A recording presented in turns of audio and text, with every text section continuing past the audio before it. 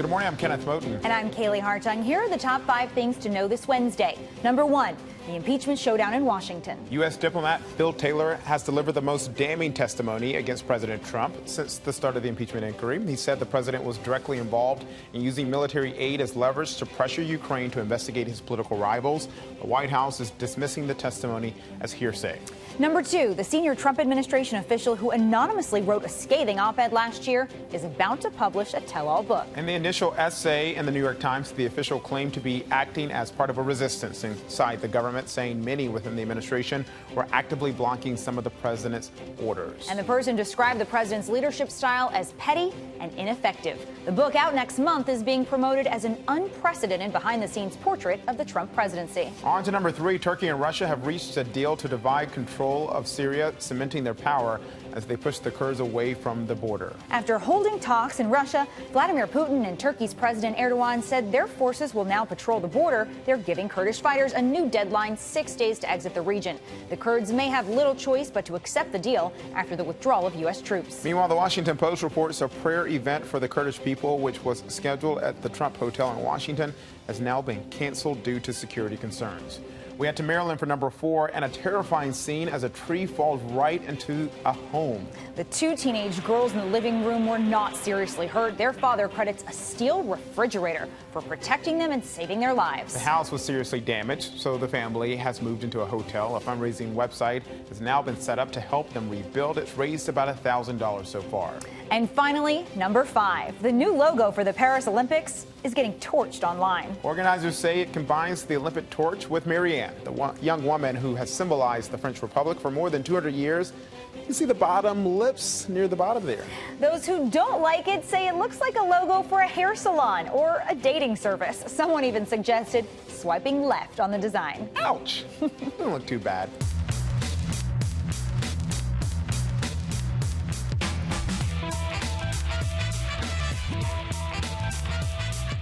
And we're going to kick things off with a question of the day, and that is, what do you think about that Olympics logo? Can you see Marianne first, or did you see the flame first? Paris 2024. Oh. Check it out. Yeah, tell us in the comments section. Let us know. ABC News Live, tweet us. We want to hear from you on this one. What do you think about this logo? And, I mean, I know there are a lot of people who criticize it, but there are people who criticize everything on social. It's clean. It's crisp. I'm a fan. Very French. Very. Well, let's get right to that big story, the impeachment showdown and the explosive new testimony from the top diplomat in Ukraine. Bill Taylor testified that President Trump made military funds for Ukraine contingent on Ukraine's public pledge to investigate Joe Biden as well as the 2016 election. That contradicts President Trump's denial of a quid pro quo. One congressman who heard Taylor's testimony called it disturbing. ABC's Inez de la Cotara is there in Washington with the reaction and the fallout. Inez, good morning. Good morning, Kenneth and Kaylee. Bill Taylor testifying under subpoena that the order to withhold military aid from Ukraine came directly from the president and that in exchange, the Ukrainian leader would have to agree publicly to investigate Trump's political opponents.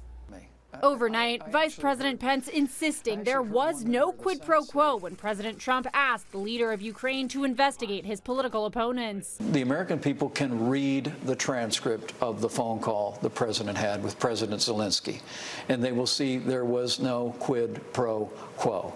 But the top U.S. diplomat in Ukraine, Bill Taylor, telling a different story during his testimony before Congress. In my 10 short months in Congress, it's not even noon, right?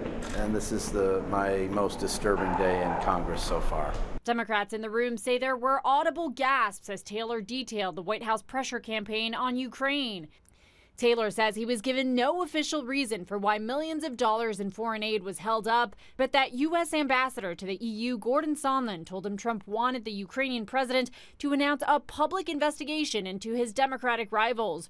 Writing in his opening statement, Ambassador Sondland said everything was dependent on such an announcement, including security assistance. He said that President Trump wanted President Zelensky in a public box by making a public statement about ordering such investigations, adding that the president told Sondland the Ukrainian president had to clear things up and do it in public, and if he didn't, Trump said they would be at a stalemate.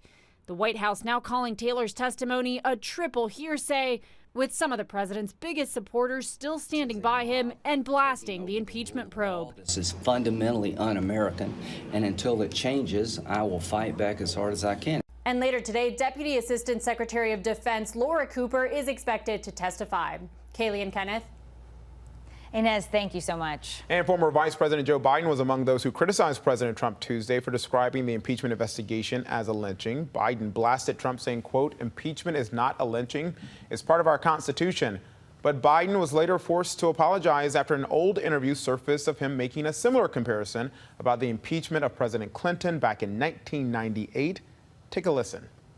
Even if the president should be impeached, history is going to question whether or not this was just a partisan lynching or whether or not it was something that, in fact, met the standard, the very high bar that was set by the founders as to what constituted an impeachable offense. In his apology on Twitter, Biden said it was not the right word to use, but he criticized the president, accusing him of choosing his words deliberately and stoking racial divides.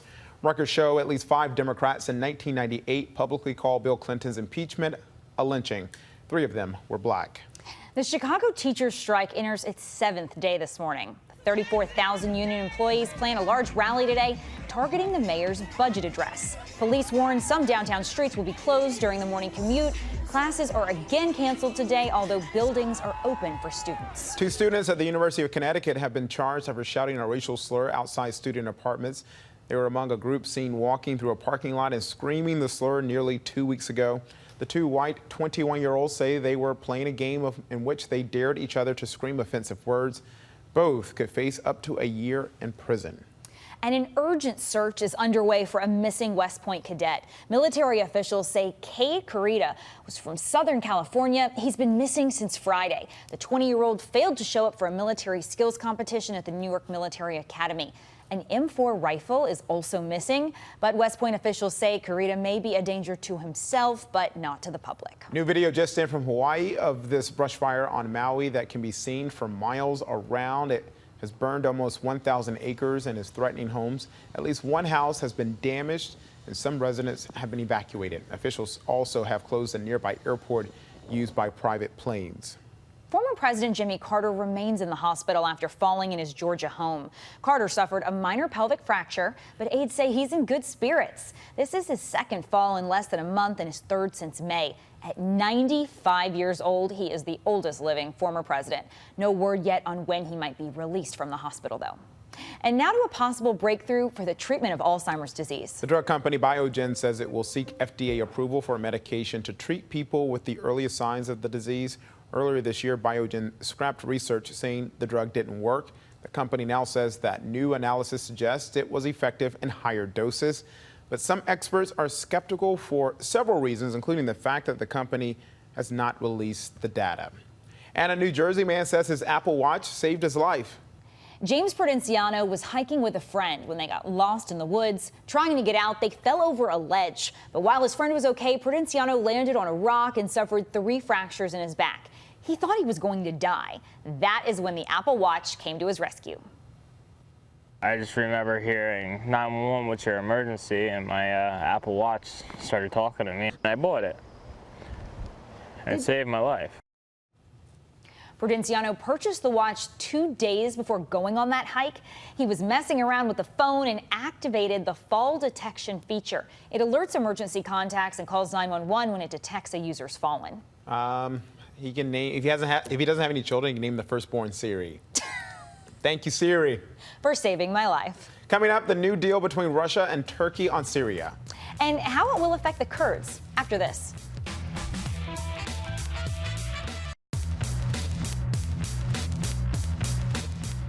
Welcome back. Now to the fraternity at Penn State, suspended after the death of a high school student. The 17-year-old was found dead in a house off campus while visiting from out of town. It comes just 2 days or 2 years after a student at the school died in a hazing incident.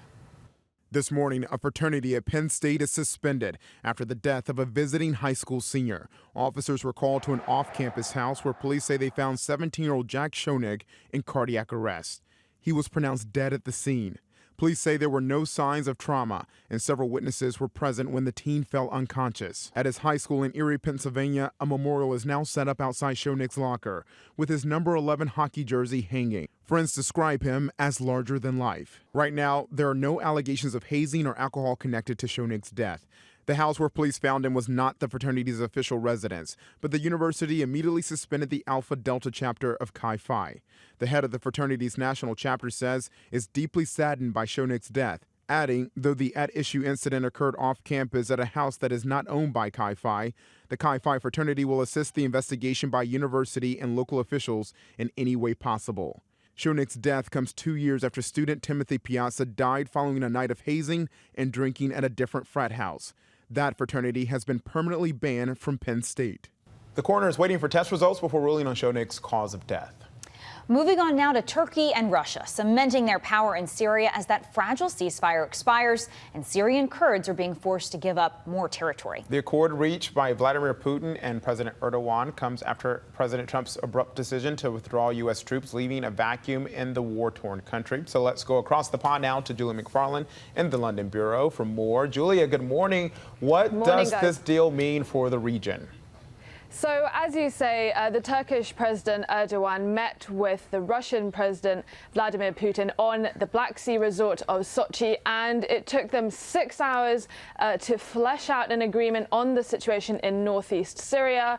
And the understanding they came to essentially was that Turkey gets pretty much what it wants. Under the deal, Turkish troops get to stay in the areas they have taken control over, and there will be joint Turkish and Russian forces patrolling that area. It's about a 100-mile strip of land in between two key Kurdish border towns. Now, there's been no word from the Kurds, but towards the end of the start of the ceasefire agreed with the U.S., the Kurds did start withdrawing from those towns under that agreement.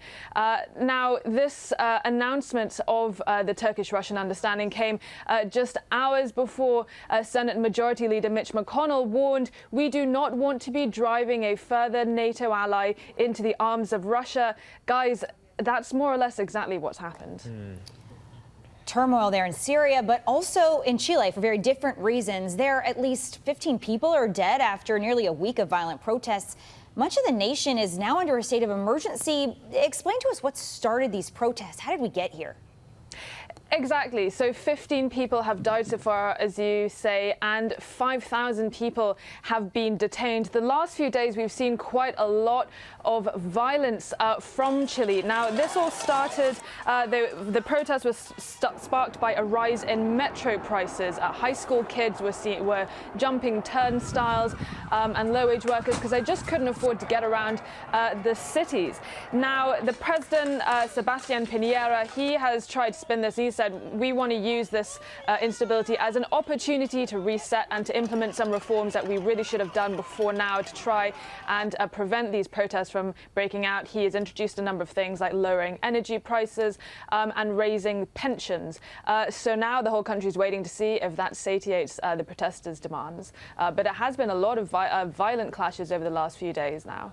And guys, just before we go, we have some breaking news that has just come in. Police in Essex in England, they've discovered a truck early this morning which they believe entered the UK on Saturday. Inside, very, very grim discovery. They discovered 39 bodies inside, all adults apart from one teenager. The Home Secretary just responding very shortly after a police press conference announced the grisly findings, saying that she was shocked and saddened.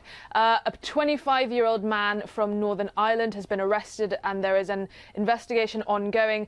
Now, police say that the truck came from Bulgaria, but because, of course, there is free movement whilst the UK is still within the EU, one can expect that the bodies of those inside are believed to be migrants from further afield. But we will, of course, bring you the latest news when police make more headway on that investigation. Let's talk about the royals, Julia. Last night, Duchess Meghan Markle made her first public appearance since returning from Africa amid swirling rumors she and Harry may be considering stepping out of the limelight. Yeah, so those rumors, they come from a Sunday Times story over the weekend that Harry and Meghan are wanting to take some personal time. They've got a number of engagements in November, and then they'll be taking a little bit of a break. And there's been some speculation as to whether they might actually go to the US. The parents, Harry and Meghan, are of course keen for Archie to get in touch with his mom's roots. November is, of course, Thanksgiving month, so we'll wait and see if they decide to go over to the US for that. But there have been all these rumors circulating about a rift between the Sussexes and the Cambridges. That's because that documentary on Harry and Meghan, that aired here in the UK over the weekend, and a number of notable reactions, particularly from Prince William, who, after watching the documentary where Harry admitted that as the two brothers, they have good days and bad days. Kensington Palace, a source from Kensington Palace saying that Prince William was concerned for his brother. So a lot of interesting, reactions from that documentary, which is actually coming out today on ABC. It's on at 10 Eastern, 9 Central. You can watch it, guys. I've seen the documentary, and it is Harry and Meghan as you've never seen them before. They are incredibly candid, speaking really emotionally, not just about their trip to Africa where it was filmed, but also how they are adjusting to life in the limelight, particularly Meghan, especially in the first few months after Archie's birth. Wow. Well, Julie, as you know, I mean, I feel like we grew up watching these boys grow up.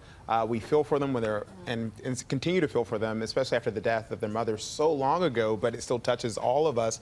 And so to see that, obviously they were having quote unquote issues, I think a lot of people probably also thought, I mean, this is what families go through, and even the royal family can go through what so many families across the globe go through. And so I am curious, though. I mean, I also heard that William was trying to say, I'm as you mentioned, I'm worried about him, but that I'm going to keep an eye on him, essentially, as well, that big brother mentality. Well, and I thought it was interesting when Harry said, he and William were on different paths right now. I was waiting for that follow-up question, well, what's your path, what's his path? Yeah. What is that difference when they're both now fathers and husbands, and obviously William has different duties ahead of him, but I wanted a little bit more. Yeah. Yeah, Harry has always kind of struggled with the identity of being the spare, as we say here in the UK. You have the heir, who is William, and then you have the spare, who is Harry. And it's clear that marrying a woman like Meghan, who is independent, she's carved her own path in life and made a name for herself way before she met Harry and became integrated into the royal family.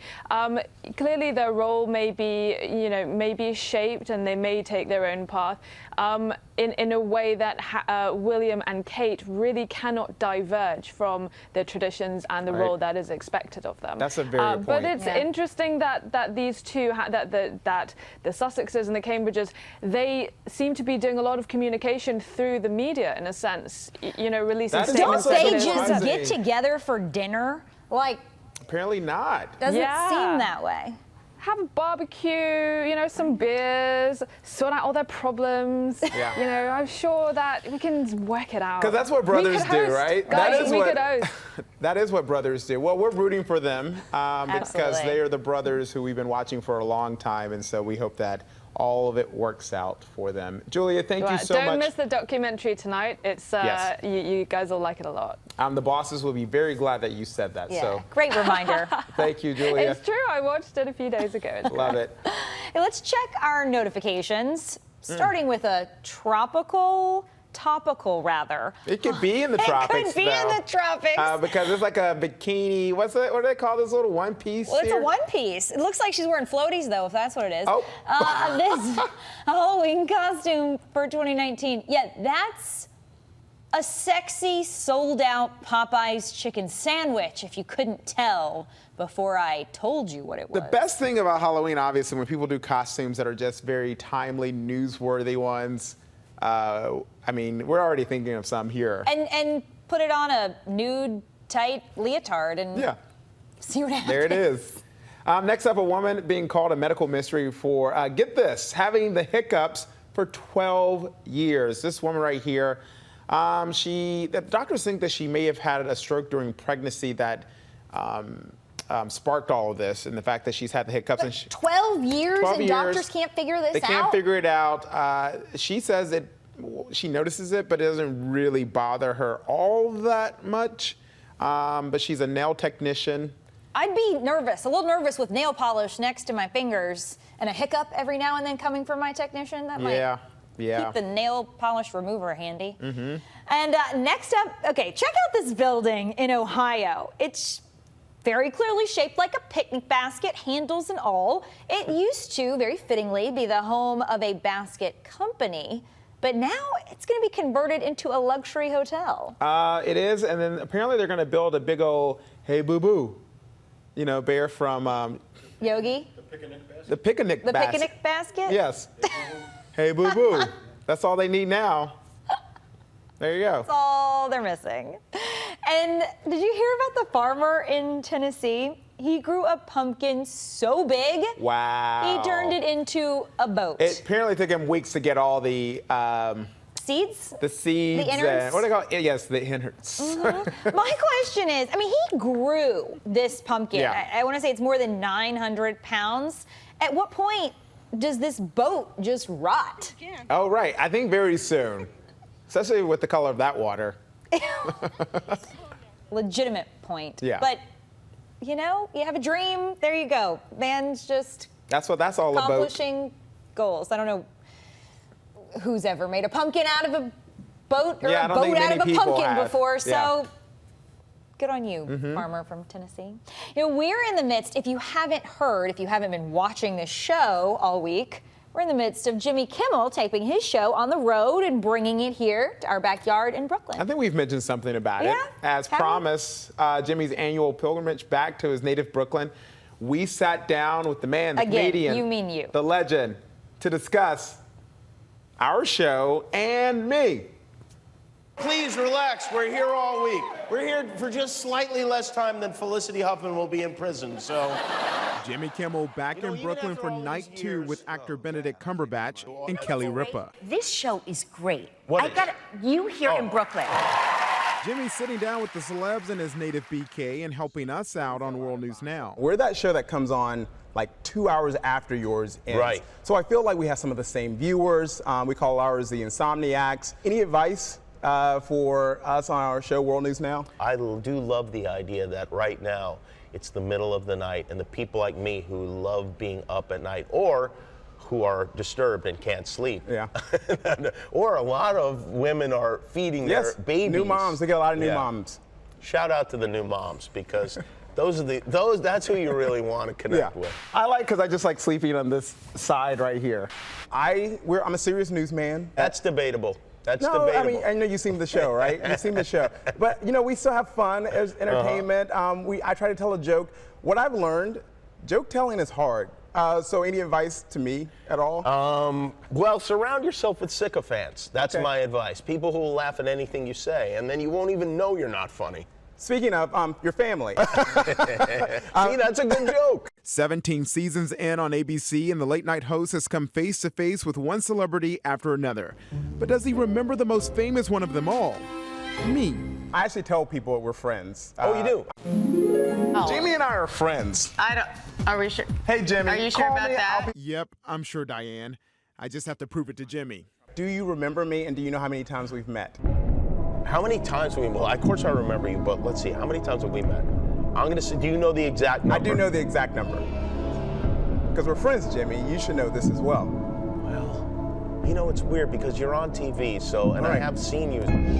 Let me help you out here. Let's go to the tape here. Yeah. This is us here, your first time here in Brooklyn. Okay, all right. That? There was also that time in Philadelphia, and 2 years ago when I went to Jimmy's show in LA. Yeah. Your dad has just given me a tour. I'm dying. My dad gave you a tour. That's right. I wanted to prove to everybody that we're actually friends. We actually know each other. What you've done is the opposite. Oh. You see, because if we were really friends, you'd play it low key. You'd be like, hey, well, we've been like, that kind of thing. Yeah. I'm a fan like you, because you actually are a fan of the celebrities who come on your show. No, not all of them. How do you feel about me? I like you. Thanks, Jimmy. Let's work on a relationship. So you can really remember me. First, I'm going to put this in my house. And then, mean, forget it. I'm sad this has come to an end. I know. That we've was seen the all third of and your final content. installment. But Jimmy's still here for the rest of the week. He's got 3 more shows. Tonight he's got... The National, I know is performing. Oh, yeah, that's right. He I does. like them. And a couple other guests that I can't remember right now. So my friend's going to be really upset with me. Because you guys are, I mean, you established. Oh, Bill Murray. Bill Murray, yes. And Bernie Sanders and Eddie Murphy tomorrow. Thanks, Floor Director Mark. We needed that, Mark. Thank you, He listens thank you. to the show. Well, and obviously, you know, Jimmy has all of these commitments with his show, but then his commitment to you to work on your relationship. And we are going to work on it. I give you glad. that promise. Jimmy and I will work on that so that the next time I see him, he won't go, "Who are you again?" But now you've got a picture in his house. In his house. So how can his you wife, forget? Molly, who's a writer on the show. I know all these things. I know his mom's your name is best Joan. friends. No, his dad. No brother. Don't be creepy. I know. Sorry, Jimmy. It's not the first time I've heard that. Coming up, we have a busy day ahead. We'll tell you what's on the agenda for the day. Plus, see why this climber is known by the name Spider-Woman. You could guess after this. Here's what to watch out for today. President Trump is scheduled to travel to Pittsburgh today to speak at the 9th annual Shell Insight Conference for the natural gas industry. 2 associates of Rudy Giuliani, Igor Fruman and Lev Parnas, are due in court to face charges they conspired to make illegal campaign contributions. Facebook CEO Mark Zuckerberg is on Capitol Hill this morning to discuss his company's plans for its own digital currency. Lawmakers will likely also ask about Facebook's efforts to crack down on election meddling. The first of a 3-day commemoration of the life of Congressman Elijah Cummings begins today at Morgan State University in Baltimore. And the Houston Astros will try to even the World Series in Game 2 tonight after dropping Game 1 to the Washington Nationals last night. Plus, don't forget to tune into the debrief for an update on our top stories in the briefing room for a breakdown of the latest headlines in politics. I'm sure you were watching pitch by pitch that first game of the World was Series. so that I could come here and that's an aficionado like Kaylee Hartung here could. Like, we could talk sports together. I know. It's been so much fun. Yeah. Just can't Been great.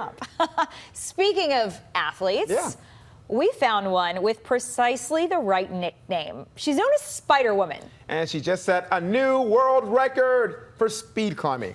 It took her just under 7 seconds to climb nearly a 50-foot wall there, and she did it despite a hand injury. I'm trying to read it as fast as she's climbing that wall. Can you imagine if she wasn't injured? Speed climbing, it's an event in next summer's Olympics, and Spider-Woman is expected to compete for gold.